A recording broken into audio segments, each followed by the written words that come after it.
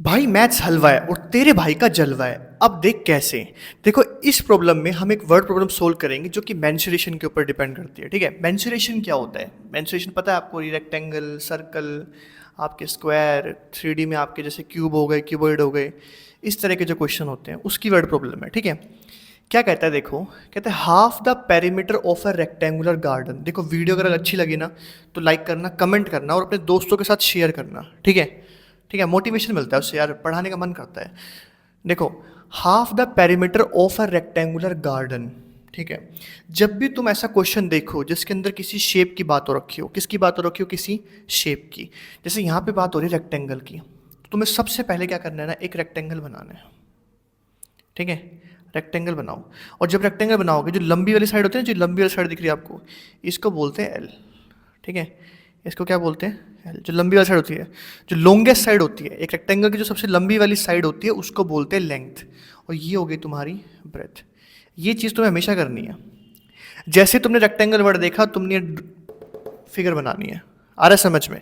आगे देखो, कहते हैं whose length is 4 meter more than its width is 36 meter, find the dimensions of the garden।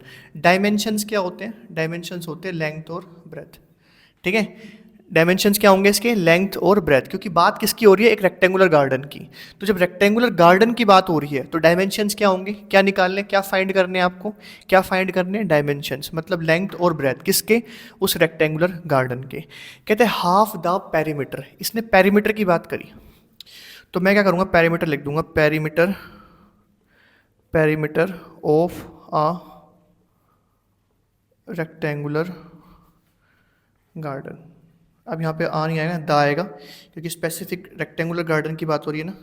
तो perimeter of the rectangular garden क्या होगा भाई? 2 × L + B। पेरीमीटर तो यही होता है रेक्टेंगल का। क्या कहते हैं? हाफ द पेरीमीटर, मतलब पेरीमीटर का हाफ करो। तो पेरीमीटर का हाफ करो, पेरीमीटर का हाफ करो, यानी कि ये पेरीमीटर है, इस पूरे का हाफ करो। ठीक है, इस पूरे पेरीमीटर का क्या करा? हाफ करा। देख रहे हो, ये पूरा पेरीमीटर था रेक्टेंगुलर गार्डन का, इसका हाफ करा मैंने, डिवाइडेड बाई 2 करा, तो ये हाफ हो गया। कहता है हुज लेंथ इज 4, जिसकी लेंथ है 4 मीटर ज़्यादा उसकी ब्रेथ से, वो 36। विद क्या होती है? विद ब्रेथ को ही बोलते हैं, ध्यान रखना। ठीक है, विद क्या होती है? ब्रेथ होती है। तो यार देखो, क्वेश्चन में क्या है? कहते हैं half the perimeter is 36 metre. यहाँ से पढ़ो, हाफ द पेरीमीटर, पेरीमीटर का आधा कितना है? 36 मीटर। ये सब कुछ कंफ्यूज करने के लिए डालता है इतना सब कुछ। ये सब ये समझ लो एडजेक्टिव क्लोज है इसका।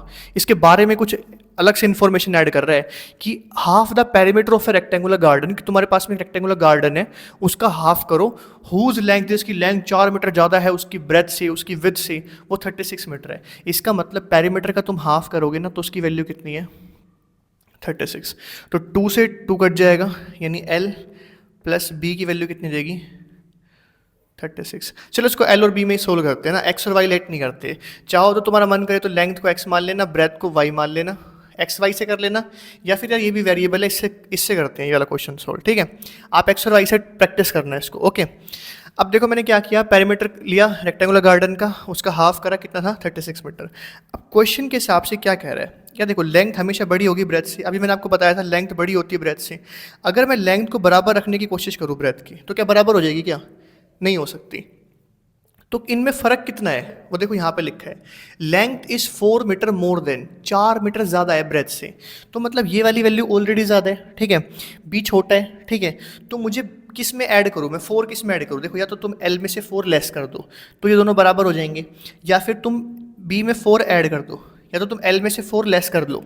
समझे? एल में से 4 लेस कर दो तो बी के बराबर हो जाएगा, है ना? या फिर तुम b के अंदर 4 ऐड कर दो तो वो l के बराबर हो जाएगा। तो l की वैल्यू b की फॉर्म में आ गई, l की जो वैल्यू है वो b की फॉर्म में आ गई, b+4।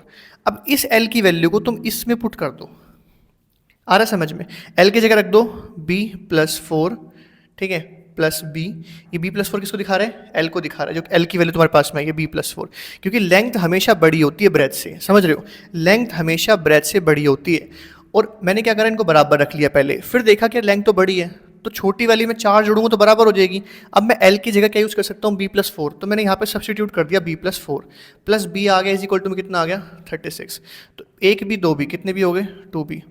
वेरिएबल एक तरफ, उसको उधर भेज दो, 36 माइनस 4, तो 2b की वैल्यू कितनी आ गई आपके पास में 32, b कितना निकल के आ जाएगा 16, ब्रेथ कितना आ गया 16। अब यहाँ से l निकाल सकते हो, l की वैल्यू तो b की वजह से फंसी हुई थी, b कितना आपके पास में 16, तो 16 प्लस 4 कितना आ जाएगा 20 मीटर। ठीक है, तो लेंथ आपके पास में कितनी आ गई 20 मीटर और ब्रेथ आपके पास में कितनी आ गई 16 मीटर। ठीक है, देखो ये से 4 मीटर ज़्यादा है ना, जो लेंथ है वो ब्रेथ से 4 मीटर ज़्यादा है ना, और इनका अगर आप तुम पैरामीटर निकालोगे, पैरामीटर निकाल लो, इनका जोड़ दो, 36 हो गया, 36 इंटू 2 करोगे 72 हो गया, 72 को हाफ करोगे कितना आएगा 36। तो तुम खुद ही वेरीफाई कर सकते हो इस चीज़ को, है ना, खुद ही वेरीफाई कर सकते हो। ठीक है, वीडियो को दोबारा देखना। ठीक है, अगर प्रॉब्लम समझ में आई हो तो लाइक करना, कमेंट करना और अपने दोस्तों के साथ शेयर करना, क्योंकि ज्ञान बांटने से बढ़ता है। Thank you so much.